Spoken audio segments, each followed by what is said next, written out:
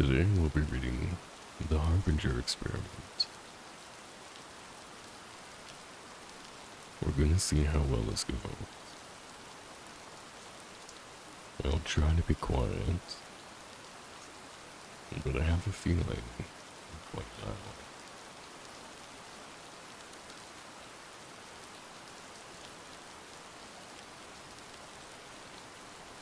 The Harbinger Experiment. The world we live in is full of things we don't understand.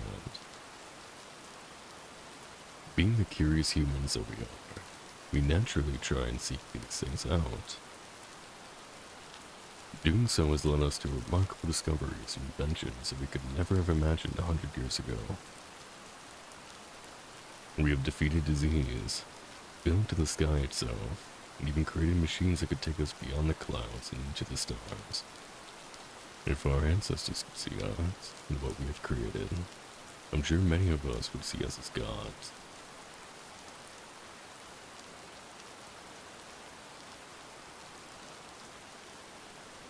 Our innate curiosity and lust for knowledge has not always led us to greatness, however. True evil and darkness have always been uncovered in humanity's conquest of knowledge. And in the end, I fear this evil will be our doom.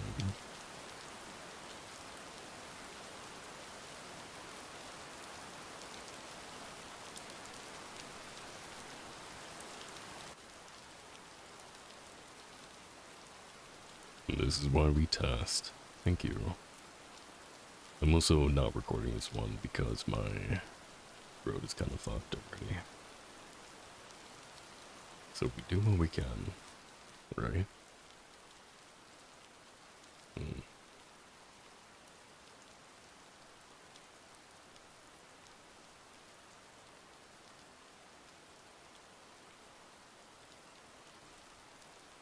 I do not see this from the standpoint of a great philosopher who has sat and simply pondered things either, no. I see this because I've seen it, experienced it, I was a part of it. The event I'm about to relay to you is true in its entirety, this I swear. I feel certain that this will fall on deaf ears, and many of you will believe this to be just another spooky story meant to give you cheap thrills.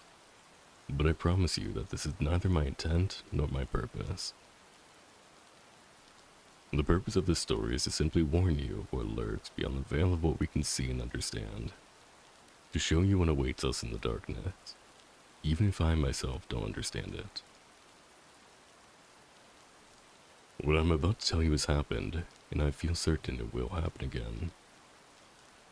In 1971, a not-so-well-known scientist began preparations for an extremely secretive project known simply as the Harbinger Experiment. I would like to keep the identity of the scientist a secret for personal reasons, so throughout this recounting, I refer to him as Zimmerman. Zimmerman's background is unclear at best beyond 1971. All that is known about him before that time is that he had grown up somewhere in Maryland with a strange fascination of the occult and supernatural. This later made him an outcast among his fellow scientists, due to how scoffed upon the metaphysical was, and still is at the time. Zimmerman's opinions concerning the otherworldly were not the sole cause for him being an outcast, though. It was his methods that made him widely unaccepted among his peers. Zimmerman was well known during his time for being ruthless and cold beyond measure. He never cared about the means. All that mattered to him was results, and if he predicted the results to be valuable enough, anything would be worth obtaining them. It was this insatiable and brutal lust for the truth that made him feared among those that knew of him. And the few that knew of him did not fear him, believed in him, and followed him and his work closely. The word harbinger itself has such a mysterious and intimidating taste to it. Maybe it's the way it rolls off our tongues, or maybe it's simply due to its association with the project. But the word always seems to carry a certain amount of doom with it, which would make sense. The word itself means to warn or forebode. I can't imagine Zimmerman's reason for giving the experiment this title, but in retrospect, it fits perfectly. Zimmerman came to select few, me being one of them. He told us we were working on something big, and that he needed people who could keep confidentiality and not spread idle gossip of his work. While he did not fully trust some of us, he did know that we were professionals and that for some reason or another, we were all in dire need of employment. I had worked at the local clinic as a doctor, but I was caught stealing medication and was promptly fired. This left a very dark mark on my resume, so work was hard to find. I was also a native to Alaska and lived near where the experiment would take place, so I guess you could say I was a convenient choice. As you can imagine, I jumped at the opportunity. It was hard not to when I saw the payout. 15 of us were hired in total. Some were colleagues of his that had been working for him for a long time. Some were maintenance workers, and a few were hired as private security. I was the only medical professional to be hired. It still a wonder to me how he even attained the funds necessary for the experiment. I would not be wholly surprised if his financing was not entirely legal. But legal or not, I needed the money, and he was paying. Looking back, it's a decision I have come to regret. After Zimmerman obtained his money, he used it to buy a relatively large plot of land deep in the frozen wilderness of Alaska. And upon that piece of land, Zimmerman built a concrete structure, not dissimilar to a bunker in fact. The sole difference being that its goal was to keep any potential damage contained within the structure rather than keeping it out, as he put it. Most of the structure dug underneath the earth, which had the effect of making the underground complex. The underground complex seemed so much smaller than it really was from the outside, as would be expected. There was only one way of entering and leaving the underground structure. It was via a ladder that led from a small, unassuming concrete building on the surface, which I'll refer to from now on as the entrance building for convenience, to the network below. After everyone had gone to bed at night, the hatch that contained the ladder would be sealed off with a very large and thick metal lid. Zimmerman was very strict about this. Located not too far from the entrance building was a series of wooden cabins that would serve as the sleeping quarters for the staff Zimmerman had hired. Compared to the entrance building standing on the surface, the underground system was massive. At the center of the complex was a control room. This is where all the facility's electronics and such were linked to. This includes security cameras, lights, and door controls. Consoles, monitors, and computers line the walls of this large central chamber.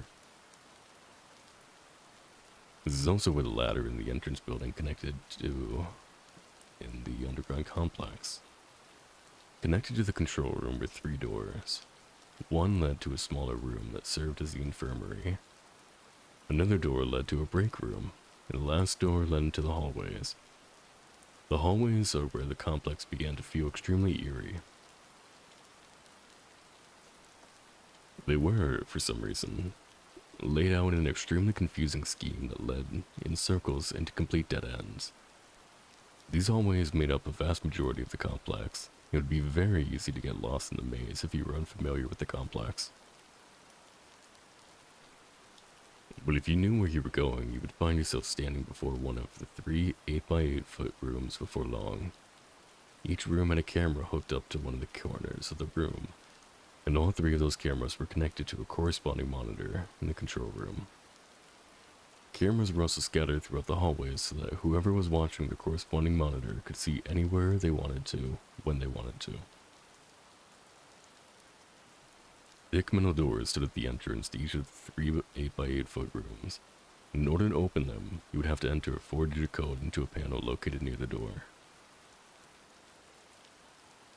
I remember when I first arrived at the complex how badly the hallways frightened me. I've always been claustrophobic, you see. Those hallways were so very narrow. The noise, or more accurately, the lack of noise, was also a tremendous source of fear for me in those bleak, narrow hallways. It was always so unnaturally silent, as if the entire world had stopped moving. It really made you feel like you were trapped down there. Thankfully, though, I only rarely ventured into those hallways, where I was the only medical professional in the facility, and I had virtually no reason to go into them. In the beginning, I found it so peculiar that Zimmerman would ask for a medical professional like me on a project like this. but by the time it was all over, I understood why. The official purpose of the Harbinger experiment was to test and observe the effects of extended isolation on the human mind. This is what was listed on reports being sent out at least, but unbeknownst to all those who were not participating in the project, excluding the subjects, the true purpose was much darker. Like I said before, Zimmerman had always had an obsession with the occult and supernatural. He sought to prove himself to those who did not believe in him. He wanted physical proof that the supernatural was a real phenomenon, and he wanted to be the first one to attain said proof. The true purpose of the Harbinger experiment was to find proof of the metaphysical, a world we could not see. The thought of doing this was naturally a tad bit daunting and even scary. But it was Zimmerman's method of doing so that was truly terrifying. Zimmerman believed that he would be able to open a portal between worlds momentarily, allowing 3 random entities to cross over to our world. And each one of these would be trapped within one of the 3 rooms. Zimmerman had the theory that any entity would try and latch onto the nearest living thing that had the capacity for it. He wanted to use this technique to trap a spirit in a physical form by allowing it to enter a living being and been injected with compound mixture of Zimmerman's creation. In theory, this compound would keep the entity from simply leaving whatever it was attached to. The only way it would be able to leave the host, who had been injected with the compound, was through death. According to Zimmerman, the host would have to be something living, with a will strong enough to survive the possession. There's only one known species that possesses the amount of will required for this: humans. Zimmerman had also done something to ensure that the entities would only enter the 3 rooms, and that there would be only one entity in each room, though I cannot say I know what exactly he did. In fact, I know next to nothing when it comes to how Zimmerman managed to do what he did. He liked to keep his methodology a secret to his most trusted colleagues, most likely due to his paranoia that someone would steal his ideas and take credit for the success of said ideas.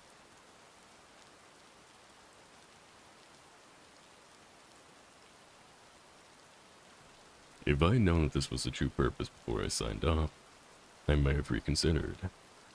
But Zimmerman decided not to tell us until we were all gathered at his fortress. Even if any of us wanted to leave, I doubt we would have been allowed to do so. The security team Zimmerman had hired was loyal to him, and the payout? It's not likely that Zimmerman had given them the order to now allow anyone to leave. There were 3 different subjects included in the experiment. All were native to Alaska, and each one was lured into the project under the belief that they would be participating in a harmless study of the effect of isolation on the human mind, as I mentioned before. Which is why none of the subjects objected when they realized that they would be confined to one of the 3 rooms that I mentioned earlier. The first subject was a young man who was apparently out of work and desperately needed the money that had been offered for participating in the study. The second was a woman. By looking at her, I could tell she was an addict of some sort. The third and final subject was an older man, a drifter if I had to guess. One thing that they all had in common was that none of them had any family or friends left. In short, no one would miss them, which is why they were chosen for the project. I'm sorry. I wish I could supply more information about the subjects, but all this has been drawn from memory. I was given little information on the 3 to begin with. The experiment did not officially begin until 1987, 16 years after its original announcement. I was eager to begin, so I packed up and headed out to the complex as soon as I could. I arrived at the compound a week before the subjects had even signed up, and a whole month before the project even began. I was not the first to arrive by any means. When I got there, Zimmerman, his colleagues, and the security team had already arrived. I suppose you could say I was among the people Zimmerman did not trust to arrive first. Everyone had arrived about a week before the experiment began. There was a noticeable rift between those who were there simply for the money, like me, and those who were followers of Zimmerman.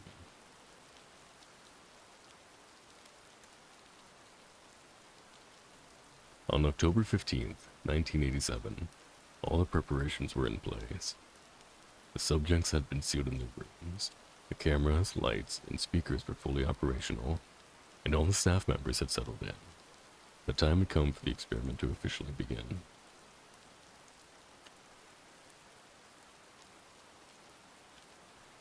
Zimmerman asked everyone to report to the control room around 9 p.m. to witness the beginning of the experiment. He wanted everyone to be present when he proved that all his theories had been correct, and that he was not just a madman. He wanted us all to see the fruits of his labor. When everyone had finally gathered in the large control room, Zimmerman turned to us and simply said, "Observe." He then turned his back to us. Leaning into the microphone that would project his voice through the 3 rooms, and then he began chanting in a strange language that I feel certain no one but Zimmerman could understand. We all observed the 3 large monitors on the wall, silently waiting for something to happen. The subjects all stood in their room, dumbstruck by Zimmerman's chanting, staring at the monitors with confused expressions on their faces. After about 5 minutes, I felt something awful. I cannot explain what exactly it was, but a horrible feeling of dread washed over me, riddling me with fear. It was then that the ground actually began to shake suddenly, and the lights began to flicker. Zimmerman continued chanting into the microphone as if nothing was off or wrong, while the subjects began dashing around their rooms, screaming for help. And suddenly the ground stopped shaking, and the monitor's image turned into static. The air began very heavy. The air began to become very heavy as we all stared at the monitors, waiting for them to regain their image and show us what was happening, what had happened in those 3 rooms. For a while, all was silent, but then there was screaming. The screams of a woman going through unbearable pain and terror began to echo throughout the compound. The similar screams of men began to coincide with the woman's terrified screams, and together they mixed into an awful symphony of pain and fear that beat mercilessly into our ears.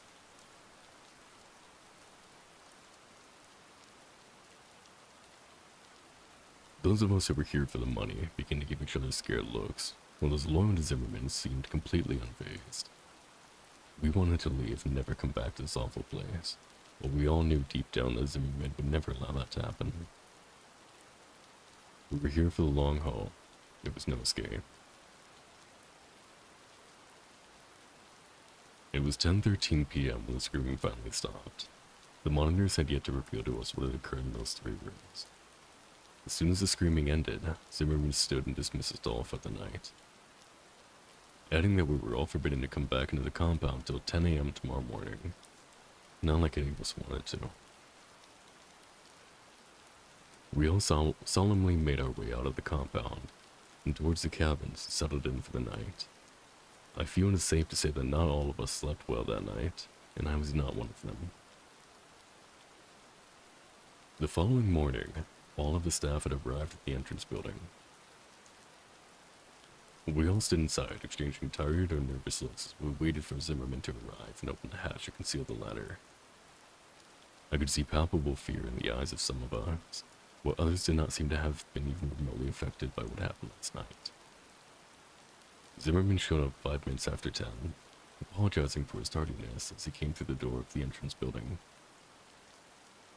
He opened the hatch and, without any hesitation, began descending the ladder downwards into the black abyss. He almost seemed enthusiastic.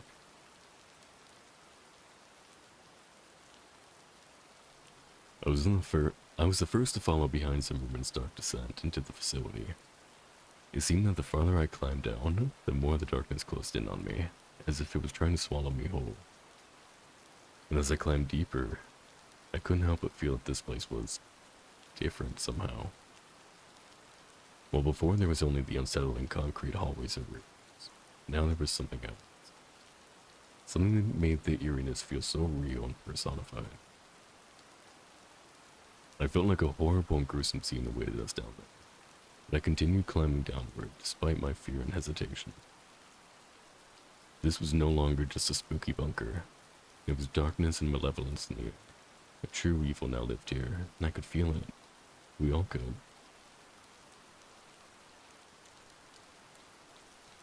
I finally felt my foot touch ground and let out a silent sigh of relief to be on solid ground. Almost as if on cue, the light bulbs came alive, dousing the room in their warm and welcome light. Zimmerman must have turned on the power, I thought. I allowed myself to take a couple seconds to examine the control room. It was exactly as we had left it last night, for which I gave a silent and thankful prayer.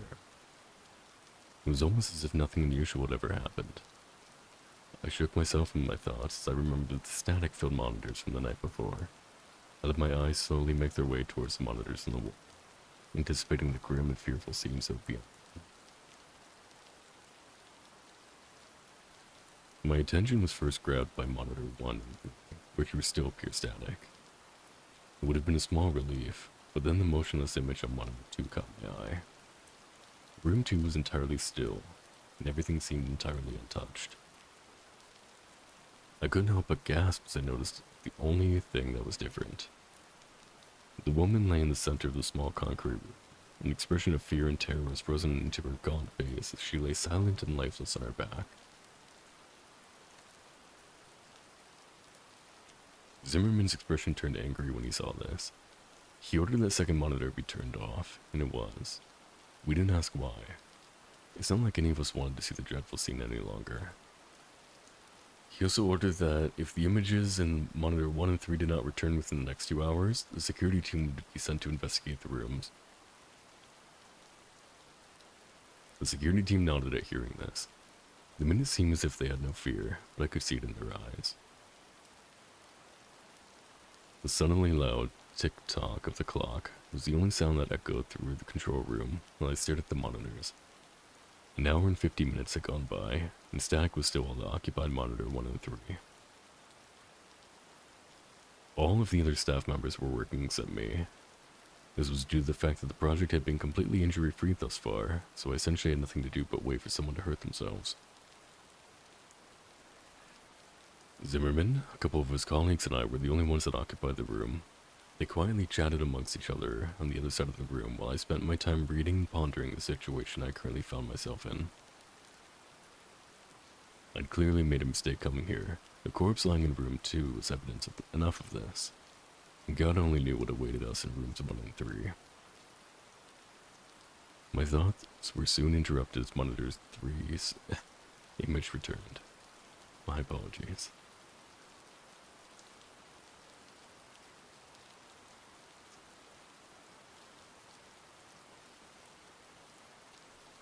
The clear image now displayed on the screen made everyone's eyes noticeably widen. What was displayed on the monitor was horrifying. A humanoid thing stood in the center of the room, staring directly at the camera, unmoving. It was wearing the jumpsuit that Subject 3 had been issued. This was clearly not the same man that had entered the room. What caught my attention first was its eyes. They were solid black and twice the size of normal human eyes. They seemed so endless and so cold. Its head had also grown with the eyes in such a symmetrical and unsettling manner. The being had also shed all of the hair it once had, and even from the monitor I could see how unnaturally smooth and clear its skin was. It also seemingly grown in height and stature, which could be seen in the fact that the jumpsuit was now obviously far too small for its wearer. Its limbs had grown especially long, its arms hung almost as low as the creature's knees. What we were looking at was in no way the same man we had sent inside. Fear. Fear was all I felt as I continued to stare into the monitor of the thing in the room. And my fear seemed to be shared by those around me, which made me feel kind of good. It may sound awful, but it was a bit satisfying to see that Zimmerman and his colleagues could feel fear too. But at the same time it was worrying because it showed that this was not part of Zimmerman's plan. Something had gone wrong. We all stared into the monitor at the thing despite our fear. It was almost as if we were in a trance. My already present fear began to grow and spread rapidly through my body as I became lost in the creature's eyes, trapped in its terrifyingly hypnotic gaze. After what felt like forever, I managed to break eye contact with the creature and divert my attention from the monitor. When I did so, I felt my fear levels drop considerably.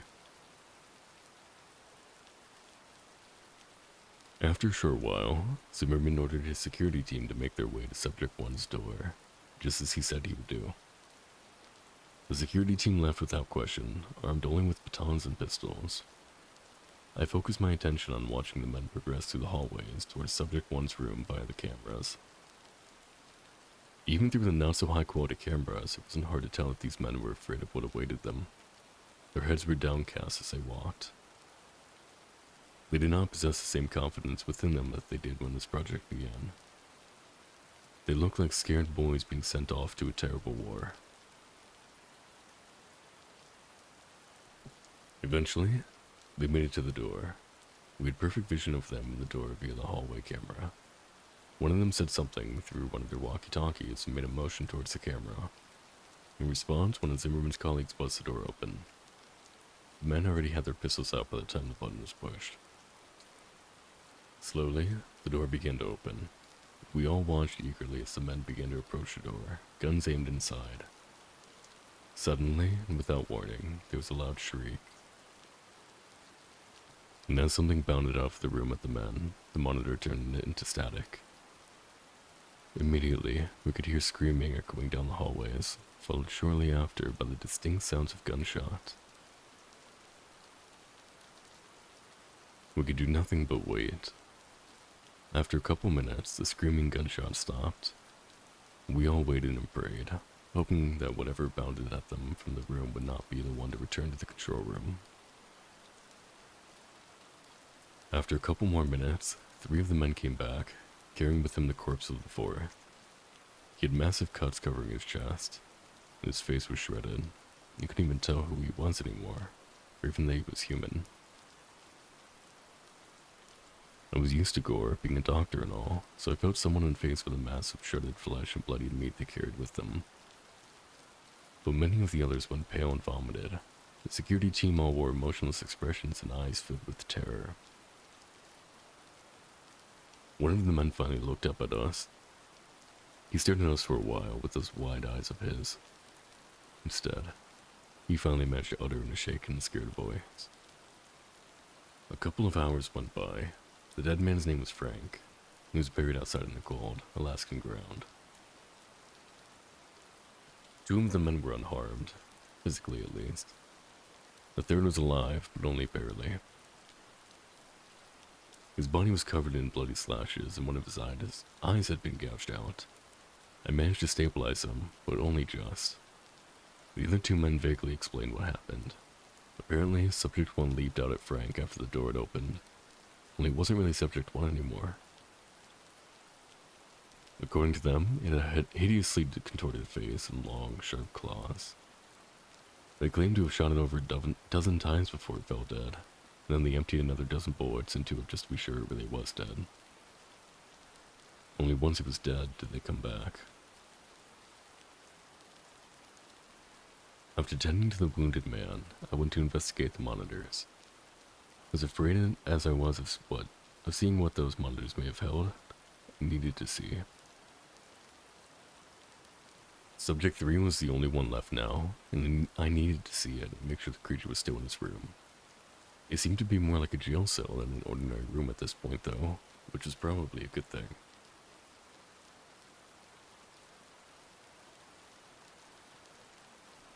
The cameras displaying Subject 1's room, and the hallway outside it still displayed a static-filled screen.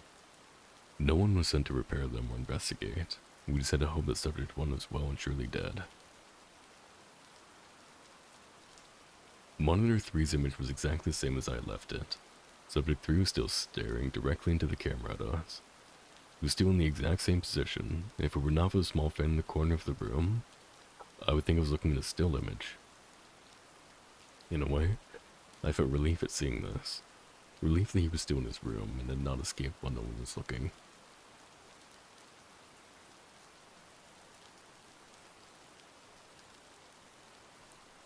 After everything quieted down, I noticed something especially unusual.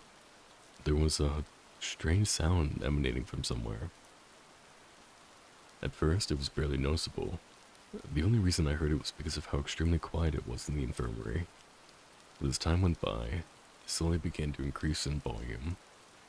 After about an hour, it was loud enough that everyone else could hear it too. And after a couple more hours, its volume had increased so much that we could determine what the noise was. It was a song. One of the staff members identified it as Living in the Sunlight by Tiny Tim. Apparently his father loved the song and listened to it frequently. The song seemed to be on loop and kept replaying itself. Although we were able to identify the noise, we remained unable to identify its source.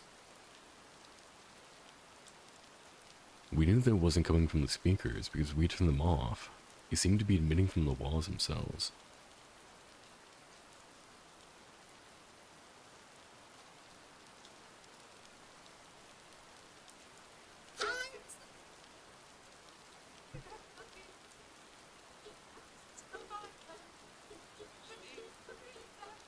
More time ticked by as we all began to become increasingly agitated by the song.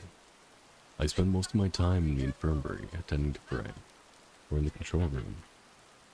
Fear hung in the air, and the presence of unmistakable darkness and evil was no doubt its source. Subject 3 still had not moved. He kept his unblinking gaze fixed on the camera the entire time. It always felt like he was staring directly at me, no matter where I was in the room. I think this effect was also felt by the others due to the fact that they seemed to move around the room a lot, and for seemingly no reason.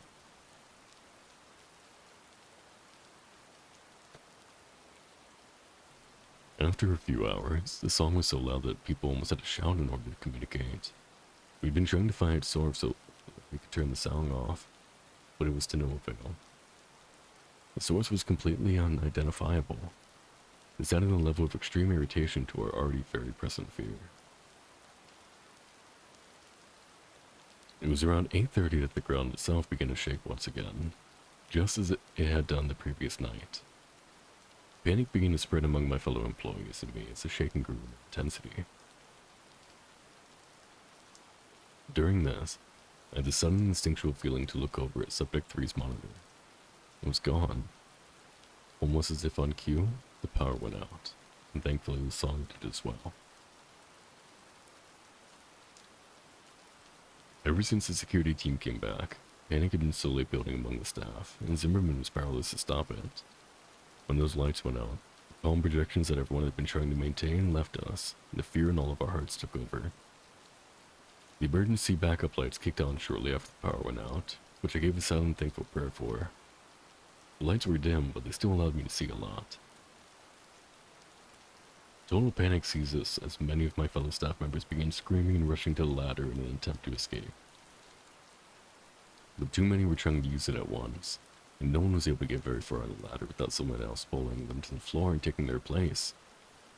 Zimmerman was shouting for everyone to calm down, but his dominating and intimidating personality had no effect here. His demands for everyone... His demands fell upon deaf ears. It was total chaos. It wasn't long until people actually started hurting each other in the desperate attempt to get up that ladder and out of this place. I could only stand against the wall and wait for my opportunity to escape up the ladder. All the screams were soon silenced as the familiar hum of the unsettling song began to rise in volume again, only much quicker this time. And this time, it was clear that the noise was coming directly from the maze-like corridors. People stopped fighting and shouting as all of our attention shifted to the door that led into the hallways. The song quickly got louder than it had ever been, which forced many of us to cup our ears with our hands in an attempt to silence the noise. Then, suddenly, the song just completely stopped. Silence. That was all that filled the room, as we all stared at the thick metal door in anticipation for what was coming. It felt like ages had gone by, but in reality, it was probably only seconds before the silence was broken. The door suddenly and violently burst open, and the music started again, louder than it had ever been before. The suddenness and the volume of this caused many of us to recoil by falling to the ground and grabbing our ears in an attempt to block out the noise. I glanced up for just a second. In the doorway stood a tall, smooth-skinned figure. with long limbs and eyes so dark and malevolent that you could clearly see them in the dim lighting.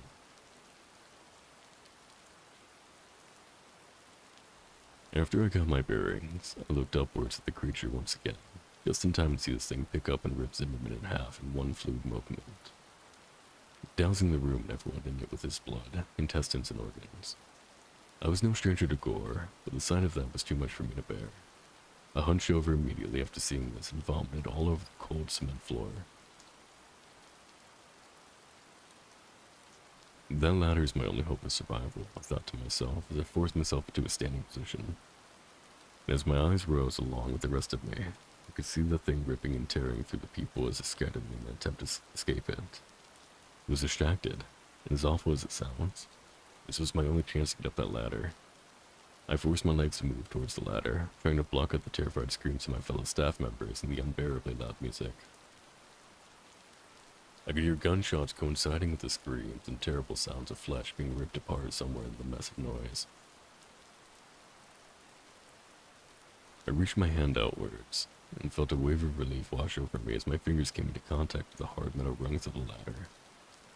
I gripped them and began to climb upwards as quickly as I could in my disoriented state, all the while praying that the monster would not see me and pull me off the ladder back into the slaughter.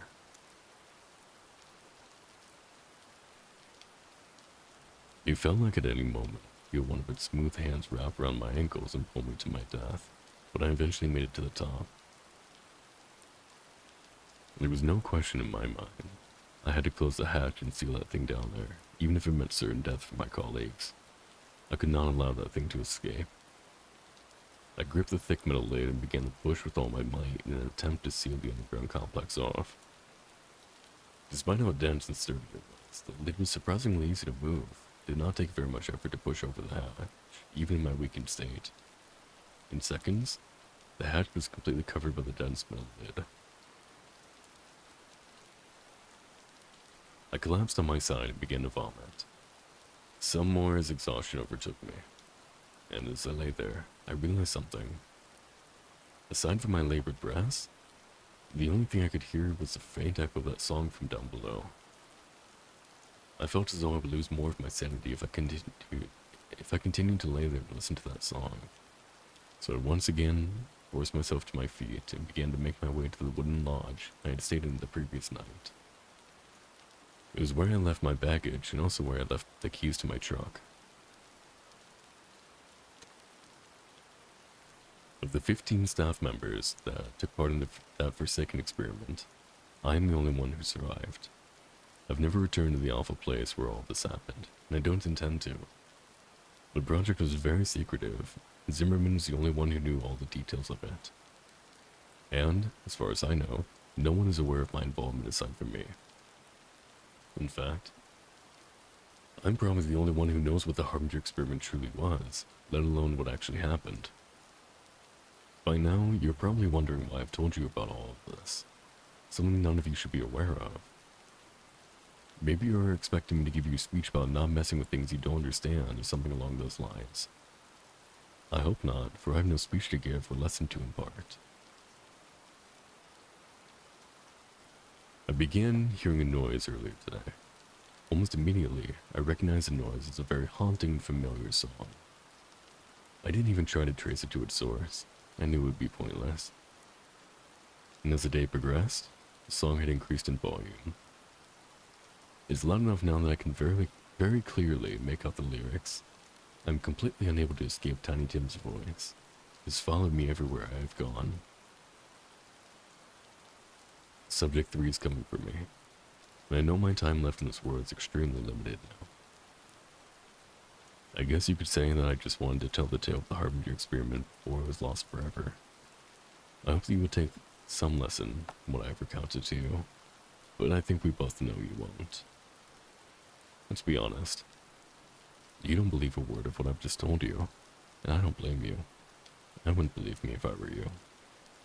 To you, this is nothing more than something to get your cheap thrills from.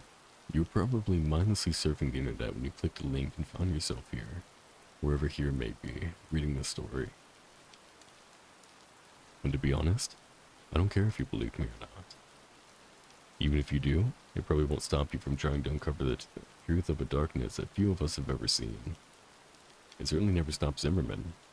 If you want a lesson, look what happened to him when he went seeking the truth. I pray that none of you will ever discover this truth. I pray that none of you have to see the evil I've seen. I hope you all get to live in ignorance of what lies beyond the veil of what we can understand. It's here now. I can feel its black eyes burning into me, just as I could all those years ago. I am as much to blame as everyone is for the monstrosity that is now free to roam the world, even if I was not the one to create it. I'm sorry. Please forgive me.